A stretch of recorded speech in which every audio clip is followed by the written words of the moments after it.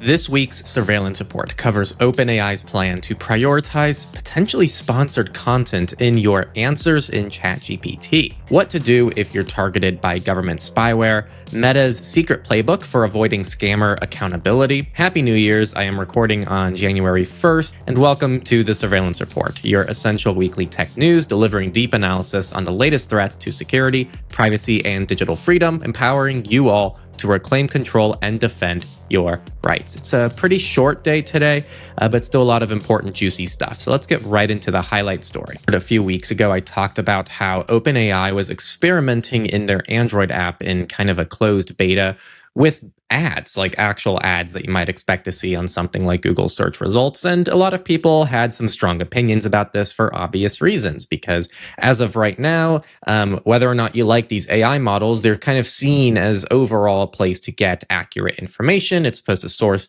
and cite things and do proper research. And of course, we know that AI has the potential to hallucinate, and it's not a perfect tool, but overall, it's supposed to be as accurate as it can possibly be, which isn't quite compatible with the idea of advertising. So they kind of moved away from that. And now I want to be very clear about this. This hasn't been really confirmed, and there isn't that much coverage of this yet. But apparently, OpenAI is trying to figure out a new form of ads on ChatGPT that they are calling sponsored content, which could influence your buying decisions. What they said is, I'm going to have some quotes here, AI models could prioritize sponsored content to ensure it shows up in ChatGPT responses, the report noted. In recent weeks, ad mockups have included displaying sponsored information in a sidebar next to the main ChatGPT response window, according to the person who has seen them. An OpenAI representative also confirmed that the company is indeed exploring ads. As ChatGPT becomes more capable and widely used, we're looking at ways to continue offering more intelligence to everyone. As part of this, we're exploring what ads in our pocket could look like. People have a trusted relationship with ChatGPT, and any approach would be designed to respect that trust. Now, I think, first off, props to how they were able to somehow spin this as in any way positive to people, because apparently this is offering more intelligence to everyone, which is quite an interesting perspective on rolling out sponsored content inside a place that already should have as much intelligence as it needs. A lot of AI models might just reinforce things you already know. They might not challenge you well enough. And I do encourage any of you, if you do use AI models, to use instructions and anything else in your projects or however you're using AI that actually say, please challenge me. I think that's a really important thing to add to any AI model, and I wish that these companies were doing that. But that's not really what these companies fully want, right? I feel like what is the most beneficial for a company like OpenAI is a person who just takes everything it says at face value, fully listens to it, fully responds to it, is using it all day, and now won't second guess any kind of sponsored content or things that it recommends that you do. So I see that as a pretty concerning pattern here. And, the Bleeping Computer does say here, ads in ChatGPT would disrupt the web economy, as what most people don't understand is that GPT likely knows more about users than Google. And I think that's a pretty important note here. When you're using Google, it already knows a hell of a lot about you, actually. So they might be understating how much Google knows about you here. But I do think ChatGPT just has so much more context. If you're using it all day, putting all of your life through it, now it's going to use all that information to target you with specific things that you might want to purchase. So to summarize my concerns here and what I would have all of you be watching out for.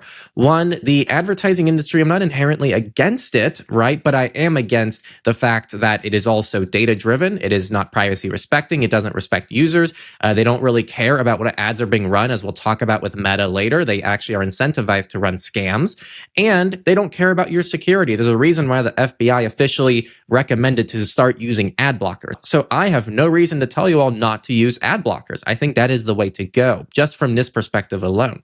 But the second thing, and the second reason why this is concerning, is I feel like this is going to reinforce the idea that you shouldn't be questioning, you shouldn't be critically using these tools like ChatGPT, Claude, whatever you're using. They should be used as, at most, maybe a peer and someone that you can challenge back, and not someone you just blindly listen to. And I think ChatGPT hardcore leans a lot more into like patting your back and just letting you do whatever you want to do and reinforcing your own beliefs, which isn't, I think, maybe the best thing. And the third third thing is kind of the conflict of interest this presents. If you're going to put forward a tool that's meant to be overall as objective as possible and give you quite neutral advice, you can't also have it try to sell you things. That kind of goes against a lot of that. So those are kind of my, three concerns I have. If you're on YouTube or PeerTube, I'd love to hear your thoughts and kind of your concerns with this. I know our audience is going to be pretty opposed to this, but if you're new to this podcast, I'd love to hear your general thoughts on this kind of thing. And stick around, because in a couple stories, I'm going to talk about Meta and their whole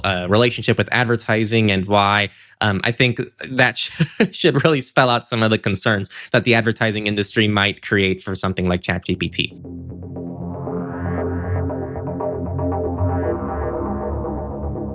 Government spyware. How do we know we're targeted by government spyware? And what do we do if we feel like we have been impacted by government spyware? How do we prevent it? And who do we kind of contact, and what resources do we have in that situation? But these are actually stories, because this is all from TechCrunch as of this last week. And so the first story that they talk about, and I'll keep this one quite brief because it isn't, there isn't anything crazy here. They talk about this nonprofit organization called Access Now, and they have a digital security helpline, which if you're watching the video, you can kind of see what this looks like right here. And this article talks about the role that they've played as we've seen a huge uptick in the amount of government spyware that's implemented against journalists, against dissidents, against anybody who could be seen as an enemy of the government. And this includes companies like NSO Group, Intellexa, or Paragon, all of whom develop, implement, and target and attack people with a lot of the spyware that we've been talking about the last several years. And without diving too deep into it, it's quite interesting to see the geopolitics of it all, because some countries like the US kind of claim to be very against these companies while still utilizing a lot of their technologies, to the point actually where the US sanctioned some of the executives linked to Intellexa, but Trump, like literally 16 hours ago at the time of recording, removed them from the sanctions list. And so it seems like on a week-by-week basis, we have kind of this change of tide on how different governments and countries feel about using this spyware, but it's quite dangerous. Cops and spies in Ethiopia, Greece, Hungary, India, Mexico, Poland, Saudi Arabia, and the UAE, among others, have used sophisticated spyware to compromise the phones of these victims, who at times have also faced real-world violence, being intimidated, harassed, and in extreme cases, even murdered. So first off, if you've received a notification, because Apple and Google and all these companies now are doing a better job of notifying users if they feel like they've been impacted by malware, this is the kind of organization that you can reach out to. And so they even said Apple's generally taking the right approach, even if the optics look like $1 trillion tech giant offloading its responsibility to a small team of nonprofit workers. But let's get into more of the technical bits. This article from TechCrunch talks about Jay Gibson when he got an unexpected notification on his iPhone, which said, quote, Apple detected a targeted mercenary spyware attack against your iPhone. And I just want to stop there. Imagine you get an actual notification on your device that says, yo, you've been targeted by a government, and they may or may not have hacked into your entire phone and have all of your information. I just want people to kind of stop and think about how that would feel for a second and how scary that must be. If you're on the screen, you can actually see what some of these alerts can look like on an iPhone, so you at least know what it looks like. And I do think it's important to mention that these tech giants like Apple and Google, and yes, even WhatsApp, I hate to say it, they do offer these notifications as well. They have full-time security teams that have been hunting, studying, and analyzing this type of malicious activity for years. That's a direct quote from TechCrunch. And if they think that you've been targeted, they might very well be right. Now, I want to start with prevention. There are a couple things here that you should definitely do, but please keep in mind the context of this, which is most of you don't have to worry about this. If you're wondering, do I have to do anything about this? The answer is probably no. This is really reserved for people who are doing any kind of activism, human rights advocacy, journalism. Those are the kind of the situations where maybe I'd say, hey, think a little bit more about this, but even then, these are still overall not that widespread yet. It's not like we see hundreds of thousands of people impacted each year. This is still very expensive to do. So, but first off, if you have a Google account, enable Advanced Protection Program. That is a free program to join, and it's quite easy to do. And in fact, that's just overall what you should do when possible. So Apple has lockdown mode that you can enable. So these are now new tools that we have access to, well, relatively new as of the last few years, that we have access to that give you pretty much top tier security against even government states, which is pretty impressive. When it comes to Apple, I also recommend enabling advanced data protection, which is end-to-end encryption in iCloud, as long as you're not in the UK where they've effectively banned that. Thank you, the UK. Of course, use solid open source, well reputable privacy and security tools when possible. So use things like Signal when you can instead of maybe Telegram. Also consider other services that have similar programs, like Proton has their Sentinel program, which, yes, is a bit vague and doesn't really describe exactly everything it does, but clearly there is something that's being toggled there to try to increase the security of your account with a little bit more oversight. In addition to opting into more things, you can also keep your device's operating systems and your apps up to date, and being careful with suspicious links and attachments, restarting your phone regularly, and paying attention to changes in how your device functions. Be careful with that last one. Obviously, things just happen to your devices and it doesn't mean you're infected with malware, but it is an extra indication if you notice a few red flags. And now the next phase of this is, let's say you suspect something happened or you just want to be double sure. What can you do to analyze if you've been impacted by something? So TechCrunch goes into things called MVTs. A lot of these are open source and downloadable, and they, again, please check out the show notes so you can get links to these yourself. But these will essentially analyze your phone for you and look for indications of any kind of compromise. Now, if that sounds too complicated, what I personally do is I use iVerify, I-V-E-R-I-F-Y, iVerify. And this is a free app. You can get the free version from the App Store. It's from Trail of Bits. They're a very trusted security organization. And they allow you to do one free monthly scan where you essentially create a diagnostic report on an iPhone or an Android device. And then you upload that to iVerify, and then they scan through that document for you. And they tell you within a few minutes if there's any sign of compromise. So it's a pretty easy, convenient way that you can check for this stuff on your device. Another alternative that I haven't tested myself, but I've heard some people have a lot of luck with, is iMazing, I-M-A-Z-I-N-G. This is for desktop, so you would download this on your computer, and then you'd plug in your phone. And they have a spyware detection tool, and it scans for Pegasus, Predator, King's Pawn, and Operation Triangulation. And so that is another tool that you can use if you prefer desktop. Now, if it does flag something, or you already got a notification, it's really important to now reach out to people who can genuinely help you. And so they have Access Now and its digital security helpline, which I already talked about. You can reach out to the Citizen Lab. If you're a journalist, Reporters Without Borders also has a digital security lab. Apparently, this guy named Matt Mitchell, who's a security expert, created a startup called Safety Sync Group, which offers a pretty similar service. We also have Hexordia. And then there's also someone named Kostin Ryu. I hope I pronounced that correctly, but he actually used to work at Kaspersky's global research team. And he just said, just email me directly if you've been impacted by this kind of stuff. And so I wanted to really make this a formal story for SR because I receive emails almost like every month at this point from someone who thinks that they've been impacted by a piece of spyware. They reach out to us. And normally what I have to do is point them to these kind of resources because that's a bit out of our wheelhouse. So hopefully this was a helpful story. And don't forget, we're about to talk about Meta's playbook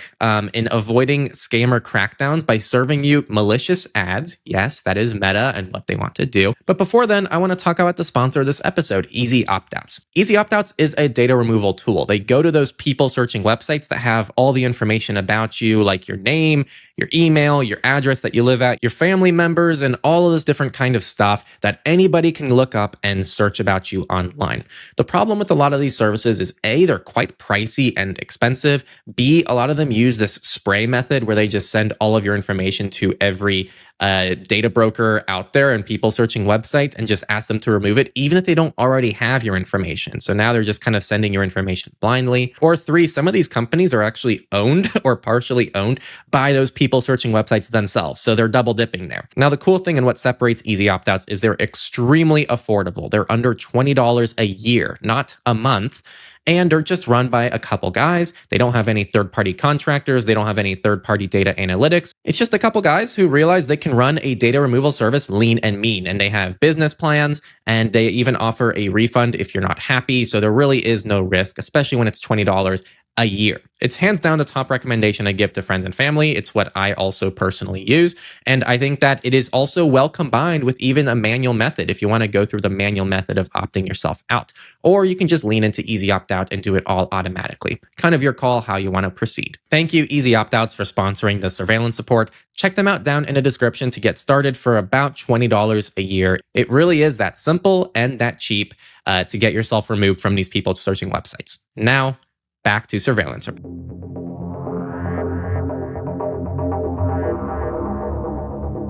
Now we talk about Meta, and I feel like I always feel crazy talking to regular people, even friends and family sometimes, because they ask why I don't like Facebook so much. And it's because when you actually see behind the scenes how this company operates, there is so little redeeming qualities about it. I can find quite a few redeeming qualities about Google, about Amazon, about Apple. I think Google has a really cool security team. I think they actually have some interesting products that are pretty decent. I think Apple products can be fine, and they do treat privacy a slight bit better than all the other big tech companies. And so there's something to be said there, and I can at least say they can build some good products. I think Apple Silicon is actually pretty crazy and was a whole leap forward for efficiency and performance. I don't think anyone can deny that Amazon has a crazy good customer experience, and it's part of the reason why people really struggle to get rid of Amazon. It's also just kind of prolific, and it has everything you could ever want, like within a 12-hour delivery window. Meta, on the other hand, their entire business model is just keeping you on their platform as long as possible, making you as anxious as possible. They've been found to influence our democracy. They've been found to push malicious advertisements to all of you. Zuckerberg himself has said he wouldn't want his own kids on his own platform. So I hear all these things and I go, so what is redeeming about Meta and Facebook? And I guess Facebook Marketplace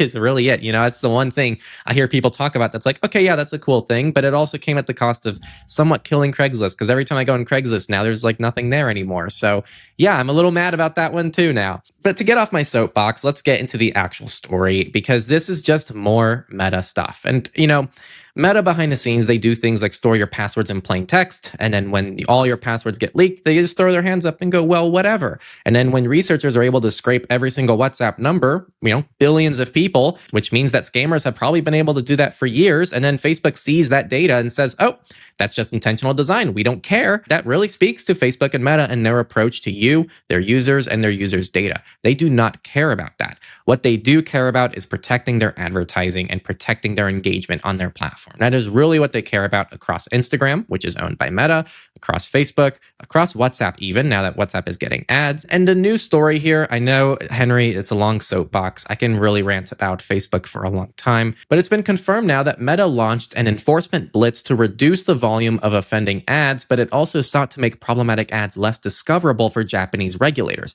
Pretty much, Japan said, hey, we have a ton of scams going on through Facebook's ad platform. These are obvious scams, and they ranged from fraudulent investment schemes to fake celebrity product endorsements created by AI and all of this really sketchy crap. And so they investigated and they said, hey, we need to look into this. And Meta feared this, and they thought that Japan would soon force it to verify the identity of all its advertisers. And this is based on internal documents, by the way. This isn't like speculation. It's a bit hard to conceptualize this because these are all tools that only these people have access to. But essentially, they created this tool that was designed to be, and they means Meta. Meta created this transparency tool so that, you know, Japanese regulators could go through and search for Meta's effectiveness at tackling scams. But of course, Meta wouldn't just do this fairly. So what they did is they managed what they called the prevalence perception of scam ads returned by ad library searches. First, they identified the top keywords and celebrity names that Japanese ad library users employed to find the fraud ads.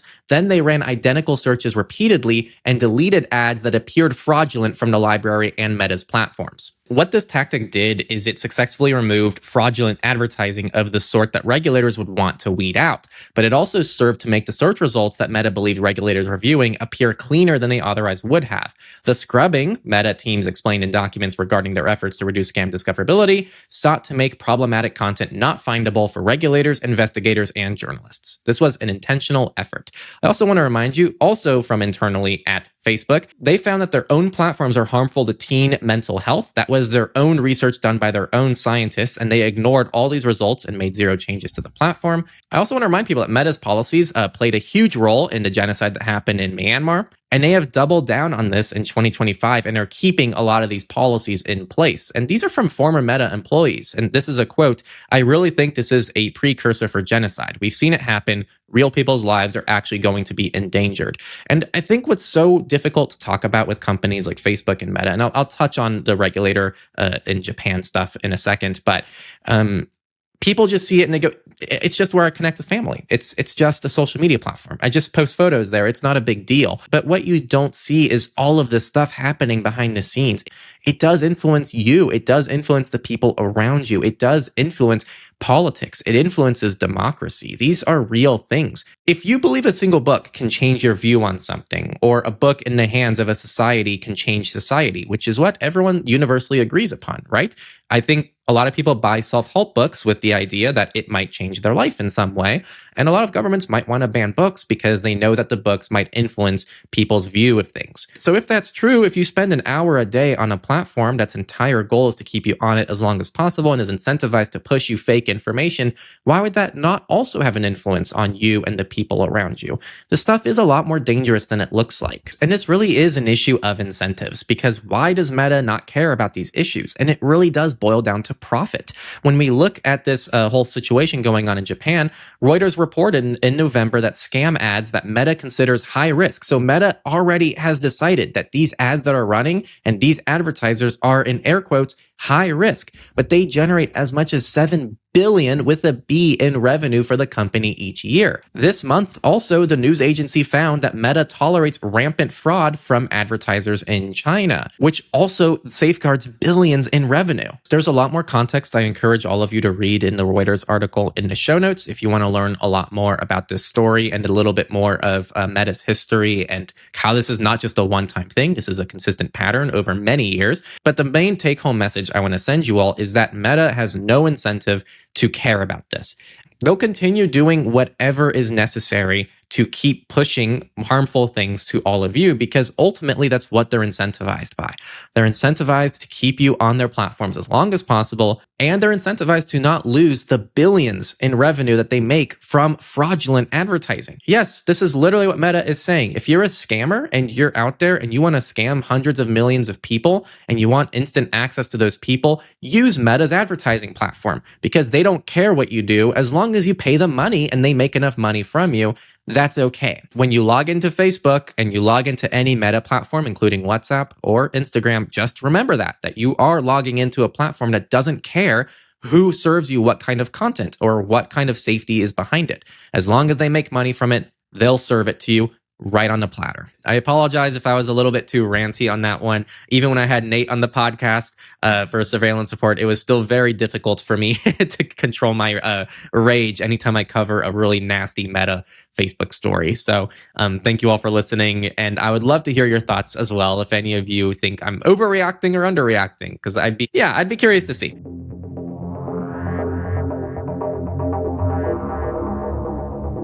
So it was the holidays, so our digital rights bulletin this week is a little bit smaller, which means we can just get through this a little bit quicker. So there was a severe vulnerability that affected multiple MongoDB versions, dubbed Mongo Bleed. This allowed attackers to remotely extract secrets, credentials, and other data from an exposed MongoDB server, and this vulnerability was assigned a severity score of 8.7 and has been handled as a critical fix. So if you or anyone you know or a service you know is reliant on MongoDB for anything, you need to check this out.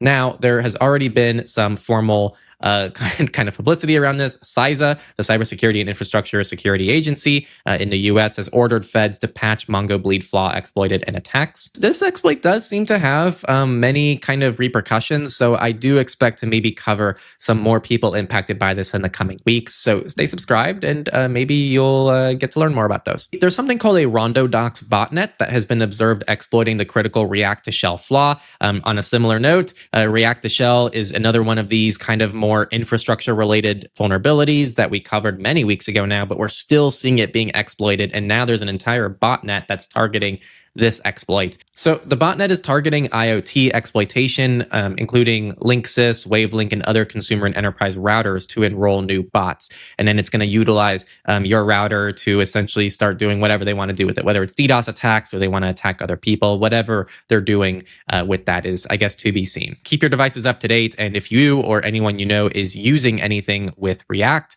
please update it and get it patched. This one is pretty interesting. There's a new cybercrime tool called traffic, which automates click fix attacks by generating fake glitches on compromised websites to lure users into downloading payloads or following malicious instructions. Pretty much the idea here is a site will look like it's glitching out and get you to click in really unique ways, but really what's going on behind the scenes is it's getting you to download something, accept something, or do something. And if you're watching the video, you can kind of see what some of this looks like. like. It makes the page appear broken, and it creates a situation where your solution is, installing a browser update, downloading a system font, or pasting something in the command prompt. Now, this happens on the site level. So theoretically, like if you run your own website, you should be locking it down and putting in proper protection so that this can't happen to your website. So this can happen to any website you visit on the internet. So all of you out there, if you're listening to this podcast, when you're visiting a website and it starts just glitching out and doing weird things, just know that this is a possibility of what's going on. So be careful. Staying in the browser, this one was also interesting. There was a newly uncovered Chinese threat group called Dark Spectre, and they've been linked to one of the most widespread browser extension malware operations to date that have compromised more than 8.8 million users of Chrome, Edge, Firefox, and Opera over the past 7 years. This research was done by Koi.ai, which is an organization that I think we cited either last week or the week before. And yes, they talked about this, how it was part of Shady Panda, Ghost Poster, and also one called the Zoom Stealer. So they've been doing a lot of good research in browser extensions lately. So this coverage is a bit of a summary of all of these. They do talk about the Shady Panda campaign. They also talk about the Ghost Poster, which spreads via Firefox and Opera extensions that conceal malicious payloads and PNG images. And they also have the Zoom Stealer, which exposes 2.2 million users to corporate espionage. The overall takeaway from all of this research is please, please, please get only trusted extensions and have as few extensions as you can possibly have in your browser. Obviously, if you need an extension, use it, but get it from a trusted source. Always double check you're getting the right extension, and don't use like sketchy third-party extensions in general. Like only get things from official organizations or companies. Data breaches. The European Space Agency has confirmed a breach of some of their external servers. This apparently contained unclassified information on collaborative engineering activities. The threat actor claimed they stole over 200 gigabytes of data after breaching the systems. But other than that, there isn't a huge amount of information. So we'll see if anything else comes to light in the coming weeks. I'm going to keep this one pretty brief. There's a sister publication for Wired, and it's called Condé Nast, I believe is how it's pronounced. Feel free to let me know how accurate that is in the comments.